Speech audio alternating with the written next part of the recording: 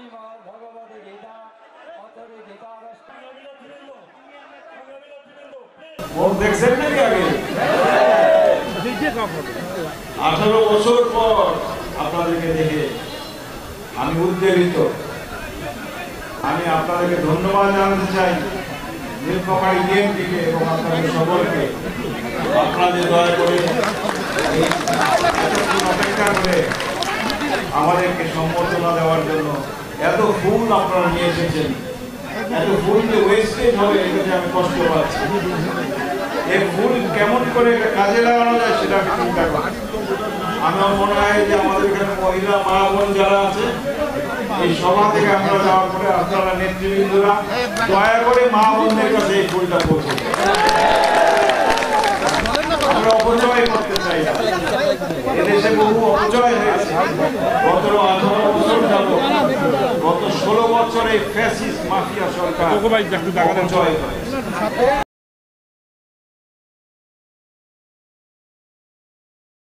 তারা অপচয় করেছে, জীবনের অপচয় করেছে, তারা ধ্বংস করেছে দেশের অর্থনীতিকে, তারা লুটপাট করে নিয়ে গেছে, তারা ধ্বংস করেছে এদেশের বিভিন্ন প্রতিষ্ঠানকে, তারা নির্বাচন ব্যবস্থাকে ধ্বংস করেছে, তারা আইনকে ধ্বংস করেছে, তারা আদালতকে ধ্বংস করেছে, তারা ধ্বংস করেনি এমন কোন সেক্টর না।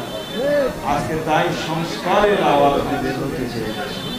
কিন্তু মনে রাখতে হবে ভাই বোনেরা, এই সংস্কারের বিষয়ে আমাদের অ্যাক্টিং চেয়ারম্যান জনাব তারেক রহমান 2024 সালের অনেক আগে 2022 সালে এবং 2023 সালের জুন মাসে 31 দফা একটি সংস্কারের প্রস্তাব আপনাদের সামনে জাতির সামনে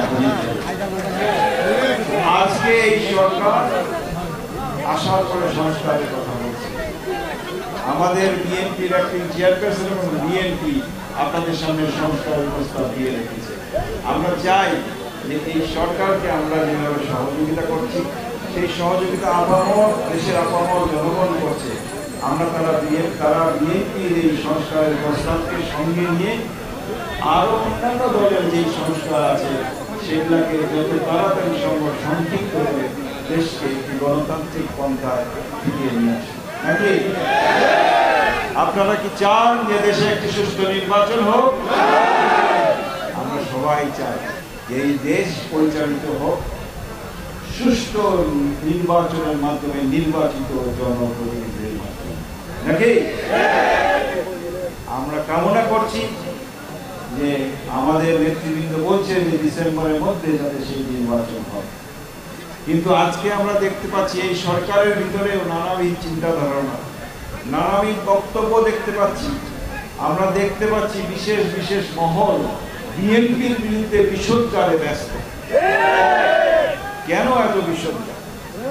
এখন বলে বিএনপি নাকি চাঁদাবাজি করছে, আর অন্য কোন দল যখন চাঁদা নেয় তখন নাকি সেটা হয় হাদিয়া। ব্যাংক কারা দখল করছে আমরা শুনতে পাচ্ছি। আমরা পত্র পত্রিকায় দেখছি বড় বড় ব্যাংক, বড় বড় প্রতিষ্ঠান একটি দলের বিশেষ লোকেরা দখল করছে। সেটা কি হচ্ছে আমি জানি না।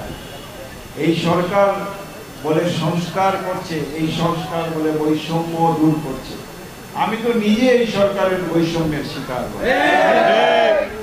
আমি 18 বছর 2 মাস পর দেশে ফিরলাম। বহু দলের নেতা কর্মী, ওই একটি বিশেষ দলের নেতা কর্মীরা সহ, কিন্তু এই সরকারের একটি বিশেষ অর্ডারের মাধ্যমে জেলে না যে তারা জেলে স্থগিতাদেশ পেয়ে আজকে কিন্তু ঘোরাফেরা করছে দেশে, তারা রাজনৈতিক কর্মকাণ্ড পালন করেছে।